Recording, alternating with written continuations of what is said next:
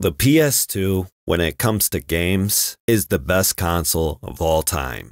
The PlayStation 2 has the best library of any gaming console in the history of gaming.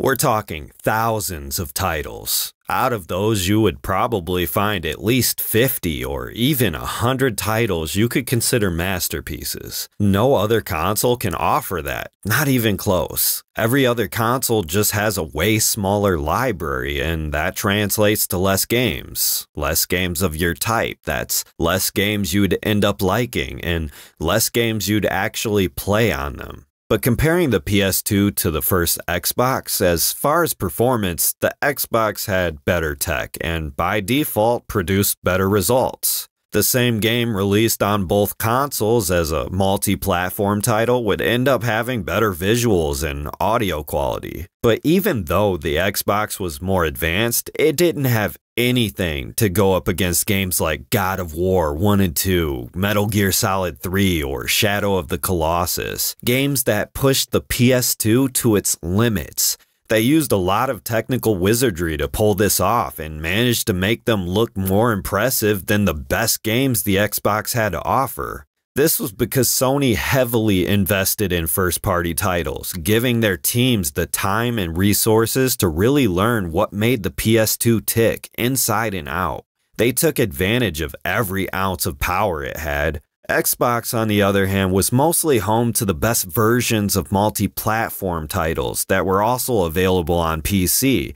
You know, the Call of Duties and Medal of Honors. This doesn't mean that one console was absolutely better than the other. It means that each was better depending on what you needed. Did you have a PC already that could play most games at high quality? Well, if you got an Xbox as your game console, you'd have access to lesser versions of the exact same games, plus 5 or 10 console platform exclusives you couldn't play on PC, games like Halo and Halo 2 before they were released there. And if you bought a GameCube, you'd have access to Nintendo exclusives that you couldn't play anywhere else and were absolutely amazing. Games like F-Zero GX, Super Mario Sunshine, and Metroid Prime are some of the most graphically impressive games to come out of 6th Gen. But with the PS2, you just had access to more games in general. It's the reason why I'm still playing PS2 games to this day, and because of emulation being light years ahead of what it used to be just a few years ago, you can enjoy some of the greatest games ever created without having to invest hundreds of dollars into the next new console. Because for me, next gen hasn't been next gen in a long while. And I'm expecting the next lineup of consoles to feel more like a mid-gen refresh. Unless Nvidia does something crazy with multi-frame generation and neural rendering, but to be honest, I feel like we're far from there yet. DLSS has issues with artifacting, ghosting, and latency, and neural rendering still can't escape the uncanny valley of character faces. It feels more like, let's just slap on an AI deepfake and call it a day. I guess we'll see soon, since the Nintendo Switch 2 is basically right around the corner. But until then, I'm happy living like it's 2004. I'm falling away from consumerism and playing games the way they were meant to be played. To have fun. The PlayStation 2, it was the first time I ever got into collecting games, and a lot of my interests, my taste in music, even the way I dress has a lot to do with the media I consumed in my formative years. And no, I'm not out here cosplaying as video game characters, but Kratos is one of my favorite characters, so at least I have something to fall back on when I completely lose my hair. The PS2 was just that influential, and it really changed gaming forever. We'll probably never see a generational leap as big as the one we had from the PS1 to PS2 again, and I know we'll never see games as risky and experimental as on the PS2. For perspective, the last game I played on the PS1 was Final Fantasy IX. Those pre-rendered backgrounds are still impressive even today. But comparing it to the first game I played on the PS2, which was Need for Speed Hot Pursuit 2, it wasn't just a night and day difference. This was an astronomical leap in graphics that was unimaginable at the time. And really, that was part of the fun going into the next gen. being there to witness that huge leap in technology. You weren't just getting an incremental upgrade. This was going to change the way you played games from now on. It was also the first time my parents ever referred to a game console as anything other than a Nintendo. Like, everything back then was a Nintendo to them. Sega Genesis? Turn the Nintendo off, dinner's ready. The PlayStation 1? Hey, you've been on the Nintendo for over an hour, it's time to take a break. But the PlayStation 2? They actually called it a PlayStation. Yeah, my parents didn't know shit about video games, but when it came to movie night, the PlayStation 2 was also the DVD player. I remember one weekend we rented the first Resident Evil movie from Blockbuster, and no joke, my little brother pissed his pants during that one scene where the liquor attacks them on the train. I never let him live that moment down either. We might be grown adults now, but in my eyes, he will always be a piss baby. It truly was a modern gaming console. You know, today modern gaming might have an entirely different meaning, mostly in a negative way, but during the 6th gen, having something like this in the house would have your jaw on the floor. You know, like saying a game looks like a movie? Well, back then, it wasn't like, oh my god, why is there no gameplay? Why am I being forced to slow walk again? No, saying a game was like a movie was the highest praise you could give that game. Being movie-like was watching Dante surfing on a demon, spraying bullets everywhere, flipping pool tables and shit. It was climbing up these massive colossi where every single second felt like an exhilarating set piece. It was those blistering high-speed police chases in Most Wanted with that action movie music playing in the background. It was flying over Las Venturas, singing along to the radio like, yeah, running down a dream that never would come to me, working on a mystery. Going wherever it leads, like that shit right there, that was cinematic.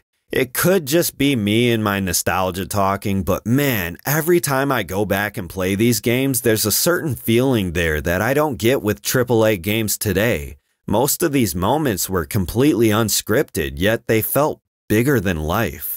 I replayed Need for Speed Most Wanted on the Steam Deck using PCSX2, and man, I'm telling you, 2 times resolution with a CRT filter, throw that bad boy on a projector, talk about feeling like a movie, man, this is like the video game adaptation of Gone in 60 Seconds, even down to the piss filter. Having the police chase you through the water systems of Rockport, going from roadblocks to spike strips to SUVs trying to knock you off the road, having helicopters touch down in front of you with debris whirling around underneath them with some of the most realistic sounding radio chatter ever.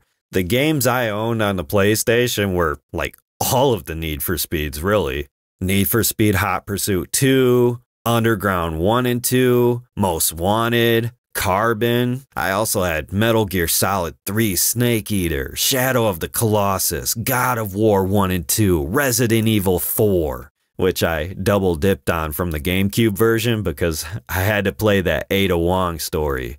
Midnight Club 3 Dub Edition, Bully, GTA 3, Vice City, San Andreas, The Warriors. I even had a Rockstar game called State of Emergency, which was just one of those dumb, fun arcade beat-em-ups. Movie tie-in games. I had Spider-Man 2. This is still the best movie tie-in game ever made. The swinging and combat mechanics had no right being that good. Ultimate Spider-Man, True Crime LA, and Streets of New York. Seriously, I had a massive PS2 collection. What else? I know I had a few other movie tie-in games. One of them was called Aeon Flux, which I remember actually being pretty damn good. Like, we had a lot of movie tie-in games that were pretty good. They weren't all that good all the time, but most of them, they played like junk food games, you know, to kill time. The Dragon Ball Z games, man, those games had me chewing through controllers. You thought stick drift on the Nintendo Switch was bad? Those beam struggles, man. Also, during the 6th generation of consoles, all the publishers that, you know, people hate today, like when they dropped games, you didn't even have to read reviews or anything like that. You knew they were going to be bangers. Like Ubisoft. Prince of Persia, Splinter Cell, basically any sports and racing game that EA dropped. And you already heard the sheer variety of Rockstar games that I mentioned, and that wasn't even all of them. This was before it was just GTA Online and Red Dead. This was a time when AAA really meant something. Just think of those Rockstar games that I just mentioned. These were some of the absolute highest quality 10 out of 10 experiences, and I don't have a wiki open right now, but I am positive these games were being released like every single year. Every time you would turn around, you'd have a new Rockstar game, and it would absolutely blow your socks off. Just looking at the budget of GTA 6, just think, with that type of money, we could have gotten Capcom level remakes of the GTA trilogy, as well as the next 3 sequels in the franchise, on top of a new Bully game and another Midnight Club game. And this is the reason why the PlayStation 2 is still the highest selling console of all time. They had what really mattered. They had the games. You know, Grand Theft Auto San Andreas cost under $10 million to develop. And there weren't many games with that big of a budget. This quick turnaround meant that even if a game did flop, it didn't matter because there was something new to play. And that's how I feel right now. There's still something new to play. That's why I'm playing the PS2 in 2025, and I just wanted to share it with you guys today. Let me know your thoughts in the comments. What games did you own on the PS2? And do you think it's the best console of all time? Personally, I'm always on the fence with the Xbox 360 and the PS2, but the games, man, when it comes to the games, I think the PS2 is still the best console ever made. But anyways, I appreciate you watching the video. Until next time. All right, bye.